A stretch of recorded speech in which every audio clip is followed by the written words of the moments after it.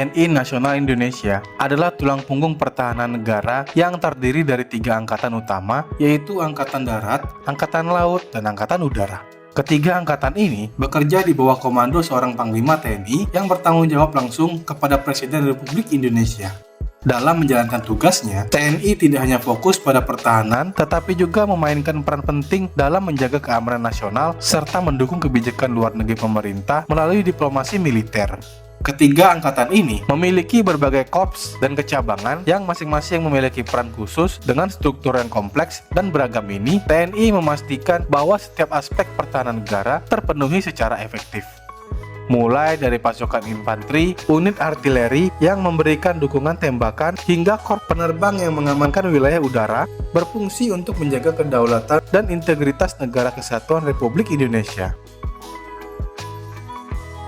TNI Angkatan Darat.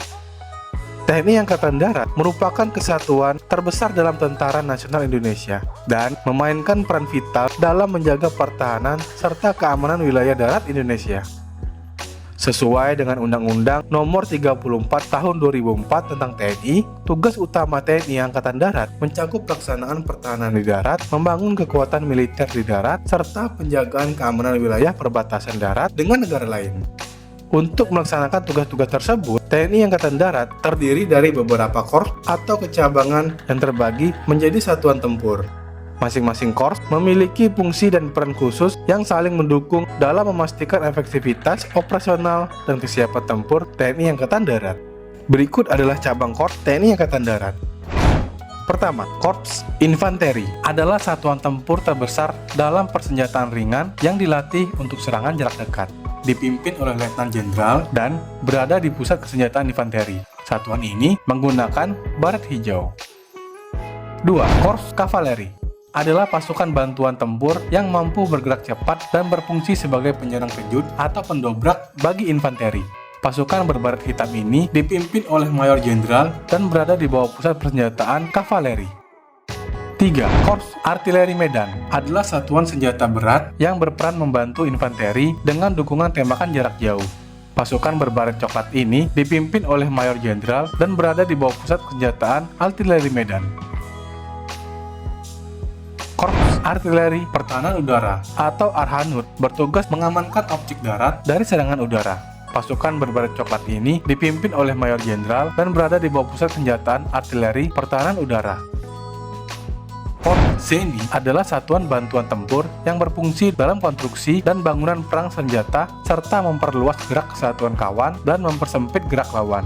Pasukan berbaret hijau ini dipimpin oleh Mayor Jenderal dan berada di bawah pusat Zeni Angkatan Darat.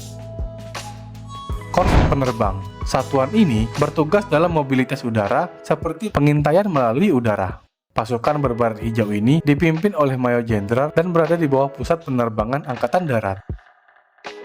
Korps Perhubungan. Korps ini berperan dalam menyampaikan informasi kepada satuan tempur dan menjaga keamanannya.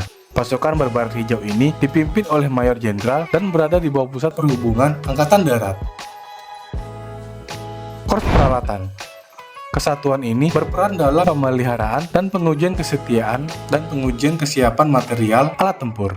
Pasukan ini dipimpin oleh Mayor Jenderal dan berada di bawah pusat peralatan Angkatan Darat. Korps Polisi Militer membantu kesatuan lain dalam administrasi dan urusan hukum militer, serta menegakkan disiplin. Pasukan berbaret biru muda ini dipimpin oleh Letnan Jenderal dan berada di bawah pusat Polisi Militer Angkatan Darat. Korps Pembekalan dan Angkutan. Kesatuan ini berperan dalam logistik tempur dan angkutan perang. Pasukan berbaret hijau ini dipimpin oleh Mayor Jenderal dan berada di bawah pusat pembekalan angkutan darat. Korps Kesehatan Militer. Korps ini bertugas memelihara kesehatan prajurit Angkatan Darat.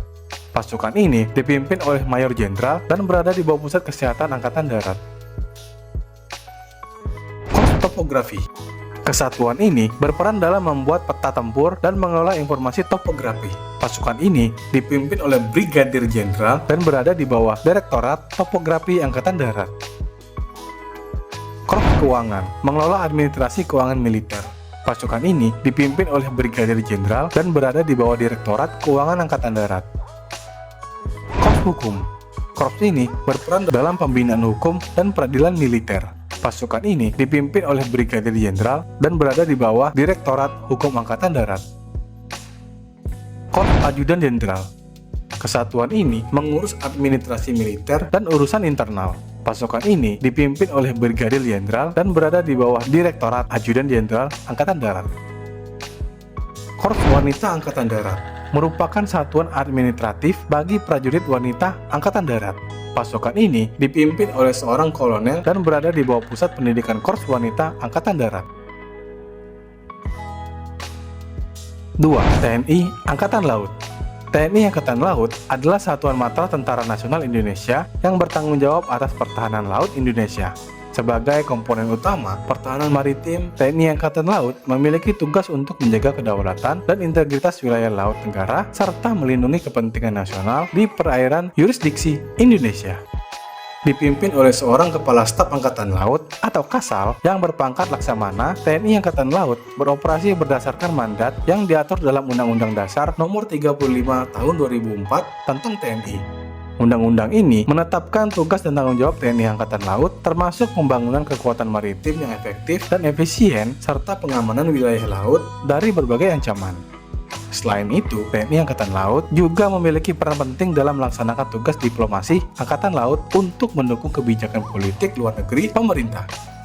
Melalui diplomasi maritim, TNI Angkatan Laut berkontribusi dalam menjaga stabilitas dan keamanan regional serta membangun hubungan baik dengan negara-negara sahabat di bidang kemaritiman. Berikut adalah cabang Korps TNI Angkatan Laut.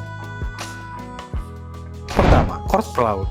Terdiri dari kejuruan-kejuruan seperti bahari, navigasi, komunikasi, telegrafi, dan demolisi.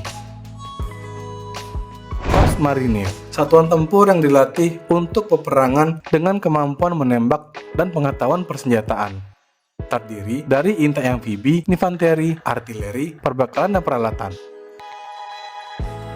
Korps Teknik, bertugas di bidang perbaikan dan peralatan kapal serta memiliki kemampuan administrasi dan logistik. Terdiri dari kejuruan teknik mesin, teknik diesel, dan teknik angkutan. 4. Korps Elektronika, menguasai pertahanan bidang senjata dan elektronika serta administrasi dan logistik. Terdiri dari kejuruan elektronika deteksi, elektronika komunikasi, senjata dan amunisi, dan elektronika teknik komputer. Korps Suplai berkaitan dengan administrasi dan pembekalan material baik di kapal maupun di darat. Terdiri dari kejuruan keuangan, tata usaha, tata geraha, dan perbekalan. Korps Polisi Militer Angkatan Laut membantu kesatuan lain dalam administrasi dan urusan hukum militer serta penegakan disiplin dan pembinaan tertib militer. Korps Kesehatan, keahlian khusus di bidang kesehatan terdiri dari rawat umum, farmasi, asisten paramedis, rawat kesehatan gigi, dan asisten tenaga kefarmasian. 3. TNI Angkatan Udara. TNI Angkatan Udara bertanggung jawab dalam mempertahankan negara dalam menjaga kedaulatan wilayah udara Indonesia. Dipimpin oleh seorang Kepala Staf Angkatan Udara atau Kasau yang berpangkat Marsekal. TNI Angkatan Udara menjalankan tugasnya dengan dedikasi tinggi dan profesionalisme. Kepemimpinan Kasau memastikan bahwa TNI Angkatan Udara tetap siap menghadapi berbagai tantangan dan ancaman yang dapat mengganggu keamanan dan stabilitas udara nasional. Berikut Korps Cabang Angkatan Udara. Pertama, Korps Penerbang atau PNB, meliputi penerbang ketempur, helikopter, dan angkut. Korps Navigator atau NAV, menyediakan navigasi untuk operasional penerbangan. Korps Komando Pasukan Gerak Cepat, yaitu satuan tempur elit dengan kemampuan serangan cepat. Korps Elektronika, menguasai bidang avionik, radar, simulator, komunikasi, dan PLLU. Masing-masing angkatan memiliki peran, fungsi, dan tanggung jawab khusus yang saling melengkapi dalam mendukung tujuan bersama mempertahankan negara dari berbagai ancaman dan tantangan.